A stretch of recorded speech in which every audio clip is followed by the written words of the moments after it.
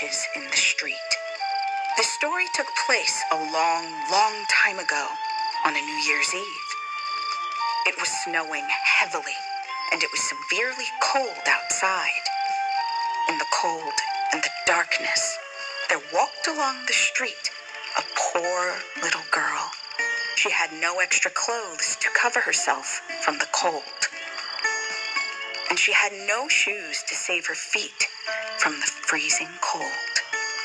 She had slippers on when she left home, but they were much too large for her feet. They were her mother's slippers. She sold matches for a living. That day, she left home to sell matches on the street as usual. Oh God, it is snowing heavily. It is too cold today. What will I do?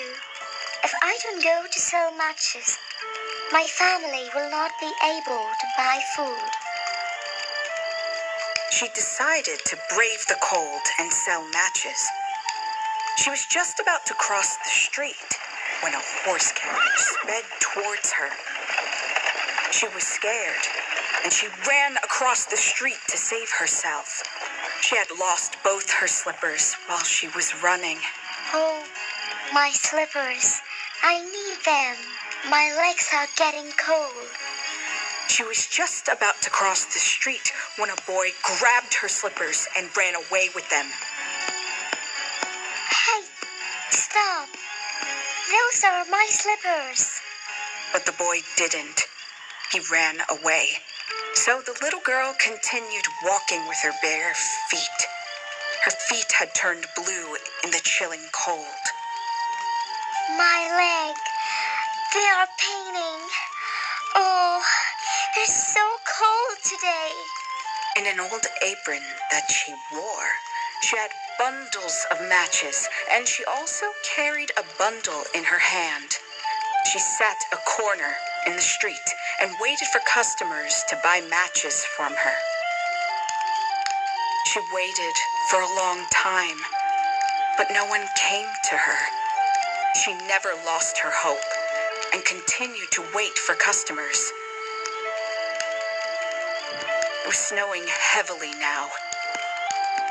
The poor little girl was shivering with cold and hunger. The snowflakes fell on her long hair, and she wiped it off of her shoulders. She smelled a roasted goose being cooked at a nearby house. People are celebrating today, but there's nothing to eat at my house. God, please help me to sell some matchsticks. The little match girl then continued to wait for a customer. Oh God, please help me to sell these matches. I also want to buy a goose for my family. She tried keeping her little feet underneath herself to cover from the cold, but that was of no use. She wanted to go home because of the cold, but then what would she tell her family? Her father would definitely be angry at her if she returned home without any money in hand. She looked around at the beautiful mansions in the street. She thought about her home. It had only a roof above, and that too was full of holes. Her little hands were nearly frozen with cold now. I can light a match to warm my fingers. So at last, she drew one match out and struck it. It gave out a warm, bright flame like a little candle, and she held her hands over it. The fire warmed her fingers. Oh, it feels so good. I'm getting better now. But once the flame went out, she started feeling the cold again. So she rubbed another match against the wall. It burned brightly. Then a miracle happened.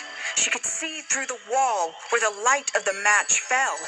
She could see what was going on inside the house. She was being pushed into the world of fantasy. She could see everything in that room. There was a white cloth spread on the table, and there were some nice plates arranged on top of it.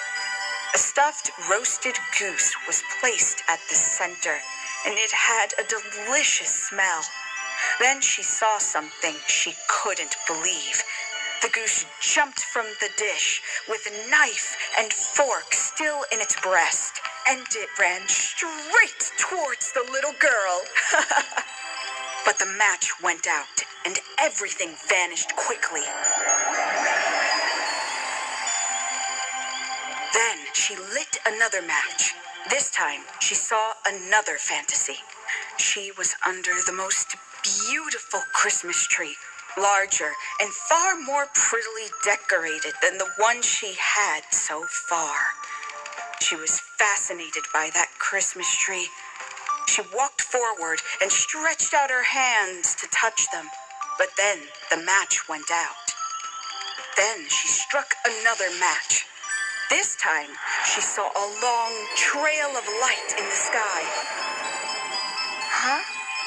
It looks like a star has fallen from the heavens. It seems someone is going to die tonight. It was her grandmother who told her that if a star falls from the sky, then someone will definitely die to send the soul back to heaven. She struck another match against the wall. In the brightness, she saw her dear old grandmother. She loved her grandmother a lot. Her grandmother always showered her with love and kindness. She moved the light to the front and saw the smiling face of her grandmother. She was so happy to see her grandma right there. Then she started crying. Oh, dear Grandma, please take me with you. I know you will go away when the match burns out. You too will vanish, like the New Year's feast and the beautiful Christmas tree. The little match girl didn't want her grandmother to leave. She knew that her grandmother will vanish when the light burns out. So this time, she lit the whole matchsticks together. The match burned a shining light. Grandmother then came close to the little girl. She looked at her with compassion. She took the little girl in her arms and flew up into the sky. They flew far above the earth, away from cold and hunger, to the heavens. The next morning, people gathered around the dead body of the little match girl. She was frozen to death the previous night. Her body was leaning against the wall with a smiling face. People wondered how could anyone die with a smiling face? But no one could imagine the beautiful things she had seen, or how happily she had gone with her grandmother into the heavens.